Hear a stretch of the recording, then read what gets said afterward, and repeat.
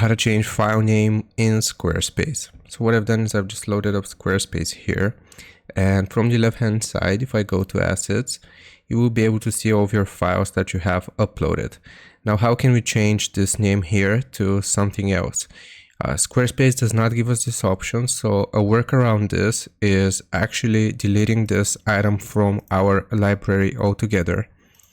And then what we have to do is find the file on our desktop or whatever we may have it on our PC, and first rename the file itself. So I'll just call it test tutorial. And once we have the file renamed, we will re-upload it here by clicking on upload files. And as you can see, it's the same image. So I'll just click on open, and now it should appear with the other name. Now, like I said, unfortunately, Squarespace does not give us the option to do it directly from the, the software or the website editor, but this is what we can do. We can rename it on our PC, re-upload the file, and then reuse it on the website. So I hope this helps you out. Leave a like and sub, and I'll see you next time.